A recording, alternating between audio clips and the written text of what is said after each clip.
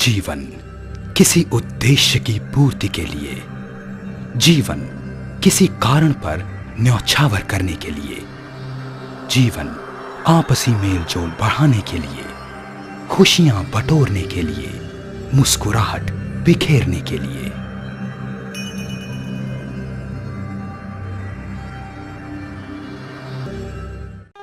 सच्चे मार्गदर्शक के लिए किसी भी खोज की शुरुआत तथा अंत दोनों मानविक आत्मा से ही होते हैं। आत्मा जिसे हमेशा प्यार दुलार से तो कभी कठोरता तथा शांति मार्ग द्वारा जगाया गया, इस दुनिया के भौतिक झंझावातों से जूझने के लिए।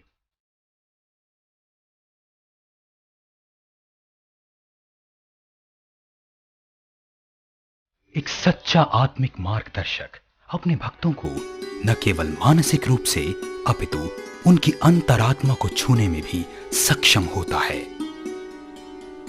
देशभक्ति से बढ़कर क्या, मातृभूमि की सेवा से बढ़कर ज्यादा खुशी किस में? समय की पुकार है, जागो, भारत माता की सेवा करो।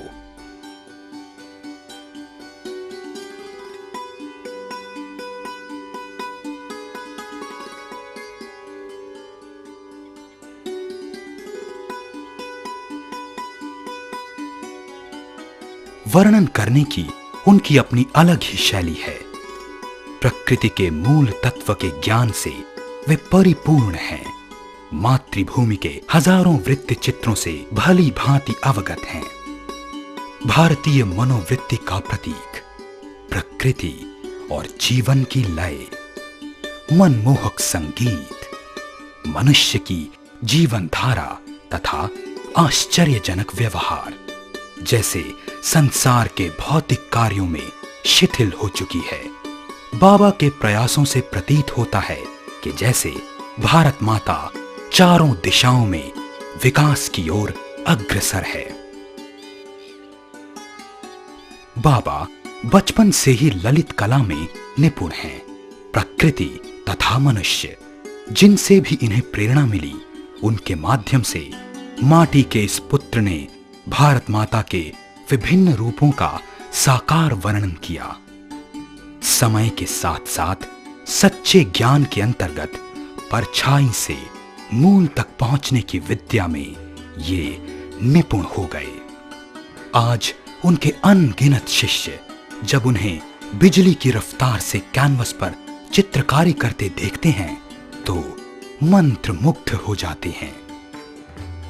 बाबा ने भारत और उसके विविध रूपों को विदेशों में मान्यता दिलाने का बीड़ा अपने मजबूत कंधों पर उठा रखा है। उन्होंने अमेरिका और करीबी देशों में अनेक प्रदर्शनियों का आयोजन भी किया है। इससे पता चलता है कि इस चित्रकार की कलम में कितनी ताकत है।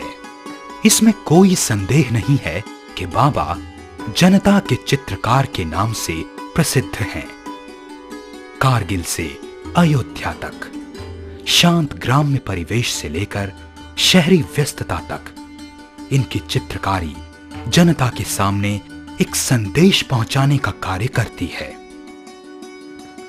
समूह तक पहुंचने की यह यात्रा यहीं समाप्त नहीं होती। गायक और कवि के रूप में बाबा का समर्पण उन्हें अनगिनत शिष्यों के रूप में मिला है।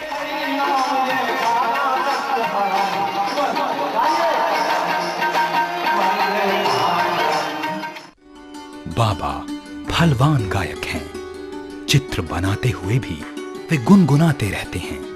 भारतवर्ष संगीत की मधुशाला है। हमारे यहाँ असंख्य पुष्ट संगीतकार हैं जिन्होंने भारत माता का नाम स्वर्ण अक्षरों में लिख दिया है। विश्व में भारतीय लोक संगीत एवं शास्त्रीय संगीत भारत की बहुमूल्य सभ्यता की विरासत को उजागर करता है। बाबा के लोकगीतों पर आधारित गायन शैली की अपनी ही विशेषता है।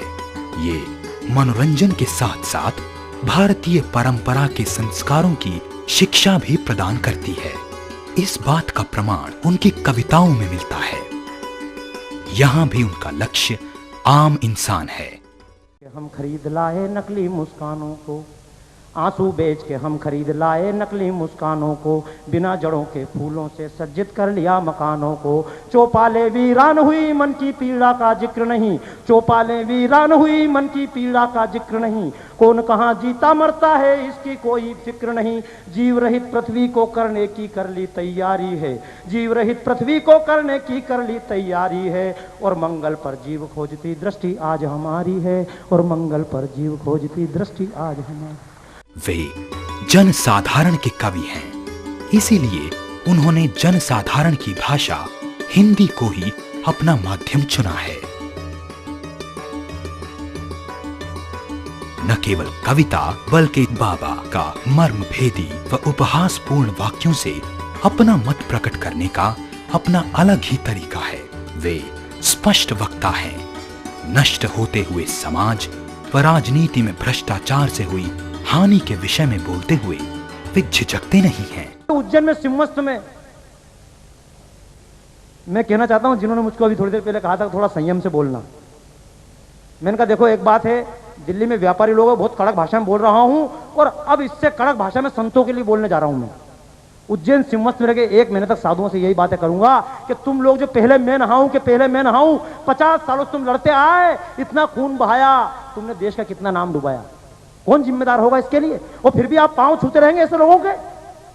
शर्म आती है मुझे जब विदेशों में जाते हैं लोग अखबार दिखाते हैं ये तुम्हारे भारत का धर्म है, और ये उनको पूजने वाले महानगर के लोग, क्या आप अपने संतों से पूछ नहीं सकते हो कि इस देश में अशिक्षा क्यों?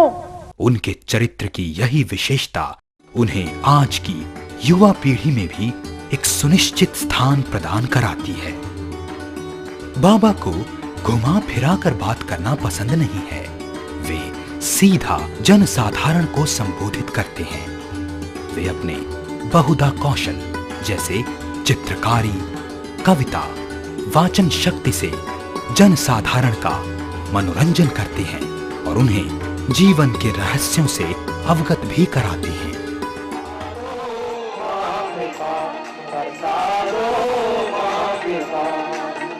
शिक्षा बेकारी के दानव को हम मारे, रोग शिक्षा बेकारी के दानव को हम मारे। इतनी शक्ति हमें दो मैया जय तेरी उच्चारे, इतनी शक्ति हमें दो मैया जय तेरी उच्चारे। भारत मैया उतारे तेरी आरती, भारत मैया उतारे तेरी आरती। मूलतः बहुमुखी प्रतिभा के धनी इस भारत पुत्र का एकमात्र लक्ष्य समस्त जनजाति को देश सेवा के लिए जागरूक करना है। शिक्षित समाज के साथ आगे बढ़कर दुखियारों के आंसू पोंछना और भारत के खोए हुए गौरव को वापस दिलाना भी इनके लक्ष्य में सम्मिलित है। इस बात में कोई संदेह नहीं है कि बाबा के इन्हीं गुणों ने ही उन्हें जनसाधारण का चहेता शिक्षक बनाया। बड़े बड़े गुणीजन भी सादर बाबा का गुणगान करते हैं। सत्यनारायण मौर्य बाबा उपस्थित हैं। मैं उनको बहुत वर्षों से जानता हूं। ऐसी प्रतिभा इस भारत में भगवान ने हमको दी है और वो कितनी समर्पित है। वे धनी हैं, काव्य के, कविताएं करते हैं, अभूतपूर्व कविताएं करते हैं। वे कला के धनी हैं, खड़े खड़े आकृतियां बना देते हैं। ऐसा कलाकार भी मैंने नहीं देखा। और संगीत के धनी हैं, ऐसा संगीतज्ञ भी नहीं देखा। मैंने ऐसा व्यक्ति नहीं देखा जिसमें भगवान ने ये तीनों गुण एक साथ डाल दिए हों। ये है हमारे बाबा सत्यनारायण। बाबा एक ऐसे निष्कपट इंसान हैं जो अपने वक्तव्य सीधे सादे शब्दों में बयान करते हैं। आओ देश की सेवा करें, सुनहरे भारतवर्ष का निर्माण करें। सिद्धि प्राप्त करना आसान नहीं। फूल हमेशा असंख्य कांटों के साथ ही खिलता है। अपनी कोशिश से कांटे निकालकर फूल को तो हम पा ही सकते हैं। नींव डली हुई है, इमारत बनानी है। आओ ज्ञान, विश्वास, और हिम्मत के साथ सब मिलकर एक नए संसार का निर्माण करें।